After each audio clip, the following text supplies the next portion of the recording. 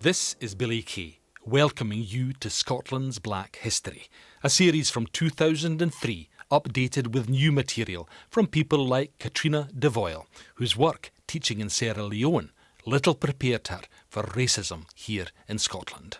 We had 3 children aged 6, 4 and 2, birth children. We'd lived in Africa for 2 years as VSOs, and we wanted to adopt because we were concerned about world population, and we felt that a child with African connections, we could cater to that history. We were concerned that in a place like Arbroath, a child might stick out a mile. And when they produced this baby who was half African, half Scot, that seemed absolutely ideal because wherever this child went, it was going to fit in with something. She was tiny, very tiny, and she was lying in the carry cotton wheels, and a friend who obviously was curious called in more or less the days after we'd got her, and she peered into the pram and she said, "Oh, she's quite pretty really, isn't she?" And I said, yes, because she really was a gorgeous little baby. And then she looked at me and said, "Do you think she'll coarsen as she gets older?" And I was absolutely taken aback. I mean, I just didn't know what to say. And after she'd gone, I couldn't get over it. I mean, you're a proud new mum, anxious new mum. You've had children of your own, but how will this one settle? And somebody says that. Programme 5, Black Blood, White Skin.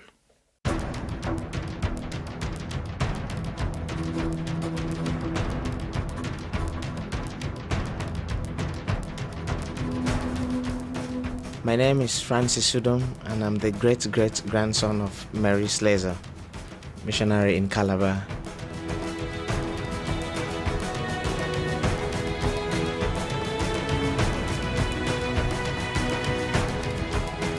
Speaking in Glasgow, a student from Nigeria, Francis Udom, on his remarkable connection with one of the great Scottish missionaries, the Dundee Mill lassie, Mary Slessor. Just one of thousands of personal stories that link families in Scotland and Africa going back hundreds of years. Most are blood links, but in Mary Slessor's case, all her bairns were adopted. It all started round about in 19th century. Then there was a tradition that when there are twins in the family, they'll kill the twins. So what happened when Mary Slessor arrived in Nigeria, she stopped the killing of the twins. So apparently there was a time she went to Okoyong, and then she went into a track in a forest, and then she happened to see twins, 2 babies. The villagers were just about to kill them, and then she stopped them from killing the babies. And then one of them was Annie Slessor. So Mary Slessor adopted her and named her Annie Slessor, who was my great-grandmother. Francis is now married to a Scot, so his children will continue a Scottish African tradition, as do the descendants of Janet Burnside and Tio Soga, who married in Glasgow in 1857. Tio had come under the influence of Scottish missionaries at Lovedale in South Africa, studied in Glasgow and Edinburgh, and became the first African to be ordained as a minister in the United Presbyterian Church. The story of the Soga family was featured in the important 1997 exhibition Roots, the African Inheritance in Scotland. Polly Root of the Open University. Tio was not just a man of faith, a missionary and a preacher. He was fantastically talented as a musician, and he was also fascinated by language. So, for example, he translated the Bible and Pilgrim's Progress and many hymns into his mother tongue. All the sons went on to study at Glasgow or Edinburgh. A couple of them became ministers themselves. 2 of them became accomplished linguists. And one of them, Jatello Festri Soga, trained as a vet and went back to South Africa as the first European trained vet in South Africa. He too was accomplished in languages and interested in this constant kind of negotiation or traveling back and forth between his strands of ancestry, between Scotland and South Africa. Although Tio and Janet worked for the church in South Africa, they sent their children home to be educated at Dollar Academy, which is where I spoke to their great-grandson, Dr. Hector Soga. Before their departure for Dollar, Tio wrote an advice book called My Children's Inheritance, which contains a fine passage on race and pride in the dual identity inherited from a Xhosa father and a Scottish mother. She, I think, must have been a remarkable woman to marry Tio and him to marry her, because, as I understand it, they were reviled not only by the colonials but also by the black community. And that's where this moving letter by my great-grandfather comes in, where he told his children that they must never be ashamed of having a black father and a white mother. I want you, for your own future comfort, to be very careful on this point. You will ever cherish the memory of your mother as that of an upright, conscientious, thrifty, Christian Scotch woman. You will ever be thankful for your connection by this tie to the white race. But if you wish to gain credit for yourselves, if you do not wish to feel the taunt of men, which you sometimes may be made to feel, take your place in the world as coloured, not as white men. You will be more thought of by all good and wise people than for the other. It will show them that you care not for the slight put by the prejudices of men upon one class of men who happen to differ from them in complexion. The words of Tio Soga, read by Dr. Hector Soga, whose own complexion is white, yet his grandfather was black. Many Scots have black forebears, but because they then intermarried with white people over generations, their skin is white. The Soga clan, though, still has a South African sept, and they've met their Scottish cousins. A chap called de Villiers Soga, who was some time ago moderator of the Bantu Presbyterian Church, he came over to the General Assembly and we met at that stage. And I think I'm right in saying he took a photograph home, and his children, who are black, were really rather surprised. And I think the surprise was that it was a member of their family. Another twist in the tale is the fact that Dollar Academy was established with a legacy left by a slave trader, John McNabb. Indirectly, it was the same trade which brought a 6-year-old boy from the Upper Guinea coast to the Borders parish of Teviot Head. Thomas Jenkins was the son of a slave-trading chief who was entrusted to the Howick-based skipper James Swanson to bring him to Scotland for an education. Unfortunately, Swanson died, but his sister and her husband raised the boy as their own. According to the oral tradition, his descendants may be among us as well. Mark Duffel. It is said that he was never scorned for a lass. That, I believe, is local dialect, for he was never refused by the girls. He was precociously bright. He absolutely loved to read. In fact, he used to get roused from the family he lived with for reading at night by candlelight because they were afraid he'd set the byre on fire. Thomas became part of the community, going to church and school and eventually working in local farms. But when a vacancy appeared for a teacher in the local school, he was the popular choice, and his name was put forward to the presbytery at Jedburgh. The presbytery refused him. The ostensible grounds were that he had been born a pagan. But this seems to me not to be the whole story. I think there was a racial element in this. The heritors, in the first instance, seem to have taken exception to the presbytery's refusal. And the idea got around in the local community that he was an ideal chap to run an independent school. And the heritors, Duke of Buccleuch and the Laird of Cavers, agreed to set aside a room in an old smithy for his use as a school. Character, not colour, was the rallying cry in support of Thomas Jenkins, and between 1814 and 1818 the community paid his salary as their teacher. The local community supported him so strongly that the official school scarcely attracted any pupils whatsoever. He took the majority of the children of Teviot Head district. I think they really were backing him as a local lad who had made good. Thomas Jenkins eventually left the Borders and worked among former slaves as a teacher and missionary in Mauritius. He never won home to Africa. There, in the 19th century, the Scottish presence changed from slave traders to missionaries like Mary Slessor, and they left a profound legacy. There was a very strong religious tradition. My grandmother Susie was apparently an elder in the Church of Scotland. And then my mother was the head of the Girls' Guide or Girls' Brigade, so there was a very strong tradition which she laid down.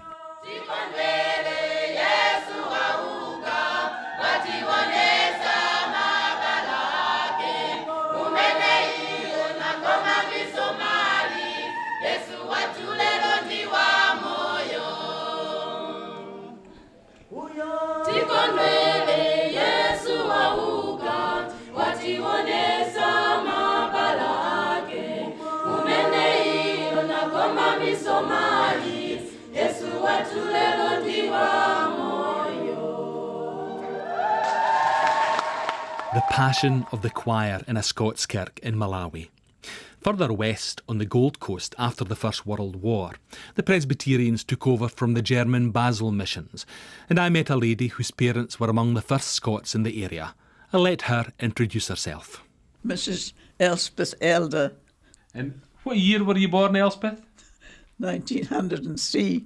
The church was determined to educate the people, and that was their prime function, and I think it's a very noble function. And the Church of Scotland is really to be highly commended with this marvellous idea that they should educate the child, educate the future. George Inwood went out to work in the educational field many years after Elspeth, but the motivation and commitment was the same. I never liked the heat very much, but he just told it because the work was so lovely. What did you get out of it yourself? Oh, well, great happiness, satisfaction, yes. There were no reading books, really. Did you teach in the native language or in English? Oh, the native language, yes. Well, I tried out things on blackboards and so on. Made me stories for the children that way. And then I wrote one book, and we tried that out, and it worked very well. So we started on a series. It was called Camiche, which meant read me and see. And I've got two of them lying there. So they were translated into quite a number of different languages, even into one in Nigeria, I think. That's the same book in Tree and Ga. And it says here, Scottish Mission Book Depot, Accra, Gold Coast. And it shows little African children and then scenes from village life. So did they almost become standard texts? They did. I went out as a printer to the Church of Scotland, primarily to push forward the development of their educational side, the books in all the various languages. And I set up a very large plant, which in the end employed about 150 people. And we ran 3 shifts. And we had 2 factories. And we printed in 7 languages, Hausa, Dobani, Ewe, Twiga and Fanti, and English. The churches ran the schools, and these were primers and dictionaries, and the children used them for their education. It's a thing you don't think about, a big industrial concern like that run by a church. Well, it was a very important part of the church's function, and it was really much appreciated. And it was found in every part of the country. The schools were in every small village, every small town, and the people used these books. When I say religiously, you know what I mean by that. The turnover in the 60s was about £250,000, and that is a lot of money for a church mission press to turn over. I asked George and his wife Irene what race relations were like in West Africa. Well, as far as I'm concerned, race didn't exist. You were what you were. You were black or you were white, it didn't matter. That's how it was in Ghana. You liked your friends. Colour didn't matter. Scots people, they are very friendly. I would really say that. They're really friendly. Right from the first time I came into this country, I've been having so many favours and people talking to me and making me feel at home. So I'm really happy about that. Francis Udom on his personal experience of Scotland. Unfortunately, not one shared by most black people here today. Could racism be one of the enduring legacies of empire?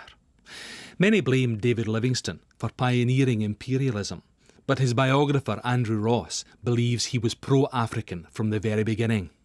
he was different, but became increasingly different, because when he took this line in 1851, there would be some people who sympathized with him.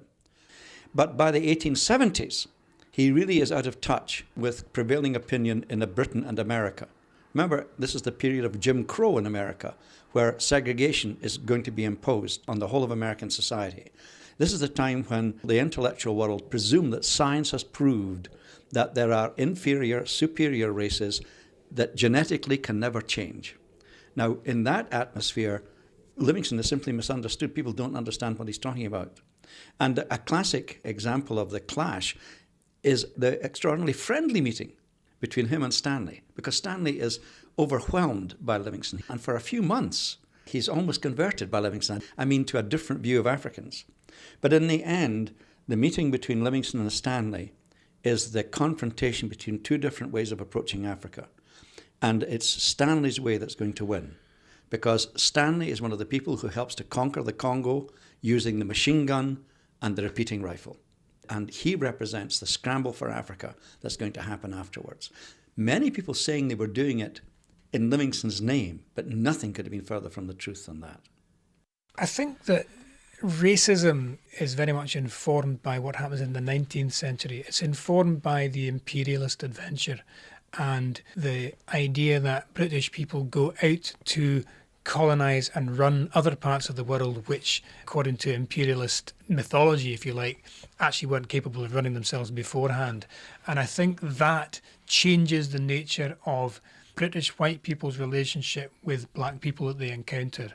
Horton Africanus, the first black man to graduate in medicine from Edinburgh University, represents something which was swept under the table in the late 19th century in the era of high imperialism and rampant racism.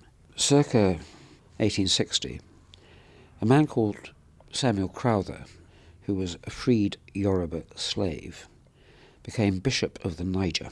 This was around the same time as James Douglas, the black man who was the Scottish governor of British Columbia, was getting his knighthood.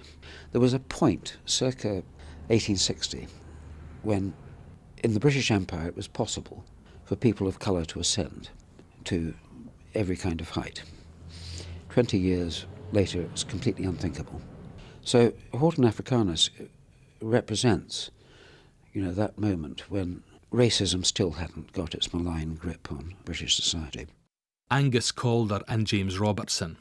But according to Professor Cairns of Edinburgh University, one of the early proponents of scientific racism in Europe was our own Robert Knox, the Edinburgh anatomist who gained notoriety for encouraging the body-snatching activities of Burke and Hare. He is one of the significant founders of what we might call scientific racism, where the application of the scientific method of investigation and deduction and examination was used then to make certain claims about innate abilities. A good example of how the Scottish intellect can go into really horribly dark places is Thomas Carlyle, a great intellectual who, near the end of his life, produces this horrible essay called The Nigger Question, in which he effectively maintains that blacks should be enslaved again because that's really the best thing for them. And it's just a stream of racist poison. When scientific racism began to rear its head in the 19th century, and it's no use, as some of my students have done in the past, call it pseudoscience. At the time it was seen as science. Livingstone did challenge it, but he was so busy doing other things that he never did it in a sustained way. But he would certainly challenge it. At one point he was talking about a group of people, the Kinamwezi, up in eastern Congo, whom some people said were cannibals. And he said, well, cannibals they may be, and yet they are a fine-looking race. And I would back a company of Manyema men to be far superior in shape of head and generally in physical form too, against the whole anthropological society, which of course was a crack against their phrenology to try and work out who was superior, who was inferior.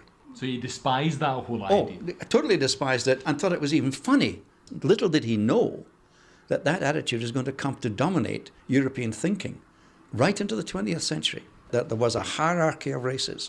I think people don't understand that it was probably the rise of Nazism that actually brought about the change. Even in the 1920s, many, many intelligent, well-educated people believed that there was a hierarchy of genetically defined peoples that could not be interchanged, that it was permanent, there, forever, scientifically proved. It was when the Nazis began to use these arguments that people sort of thought, whoa, we better look at them again. That comes down to racism as well. I mean, I was quite shocked that white people felt that they were superior than black people, especially when I was growing up. I mean, we had white neighbors. You know, everybody was treated quite nicely. I mean, and in the Ghana culture, you know, people are welcomed and people are treated with respect. But when you come here, you realize that probably, you know, you're down there with the lowest of the lowest, you know. It's quite difficult to actually handle that.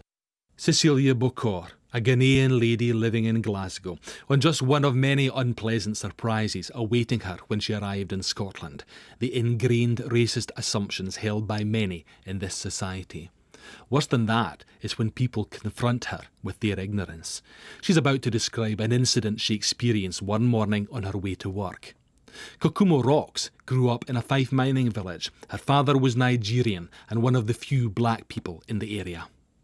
My dad told us this butcher guy in the shop, he called him boy for 20 years.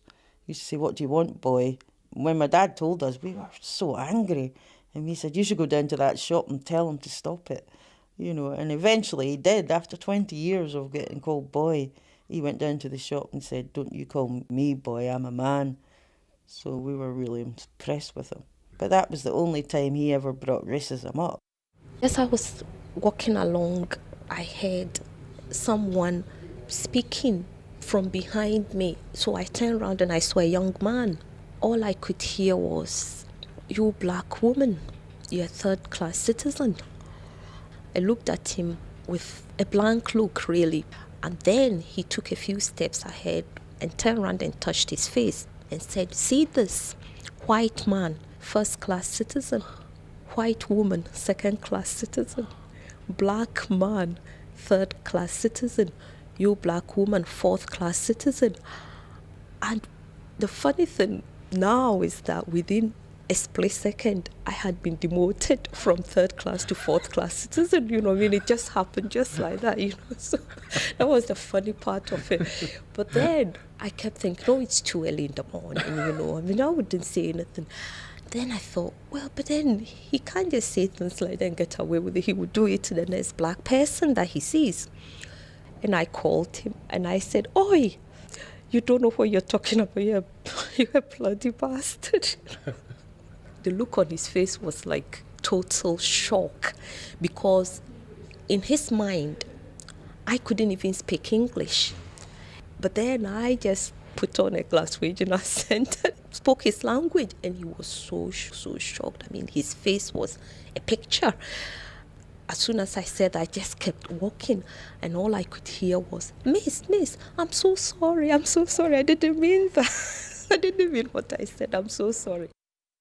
It's because of regular harassment like that, usually more tragic than comic, that black Scots have understandably mixed views on their heritage, and contact with their African roots takes on even more significance. Kokumo on visiting her other homeland, Nigeria, for the first time. That was scary because there'd been no contact with any of the families because my dad had fallen out with his family. So I was the first one to go, and it was fantastic. At first I was really scared. I thought, oh no, here we go again. I'll be African in Scotland and Scottish in Africa. And I thought, oh, I can't bear it.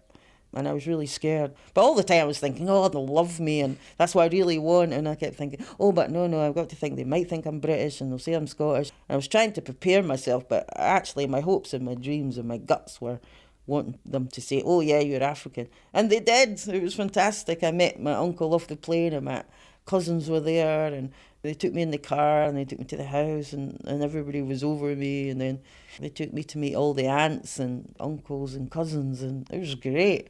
And they taught me to say Omo Nigeria ni mi, which means I am a Nigerian.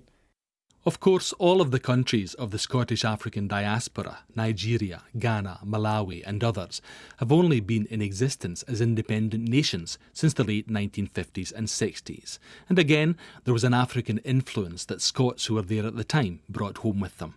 Irene Inwood. We were at a party one night. The host was a Ghanaian. There were lots of Ghanaians there, and they were talking about independence and how Ghana had got its independence. And George and I said to a group of Ghanaians, well, maybe you'll help us now, because we're waiting for our independence. And they were absolutely astounded. They said, you mean you're not independent? And we said, no, Scotland is not independent, but there's a move for it now. When we came back to Scotland and had assisted at cabinet level in that, in the breakup of the Federation and involved in the constitutional work to achieve Malawi's independence, I felt that this experience might have been some value in Scotland, because I hoped that Scotland would move in the same direction. Colin Cameron, who was a cabinet minister in the first government of Malawi and became an SNP candidate here in Scotland. Colin's family think of Malawi as much as Scotland as their homeland.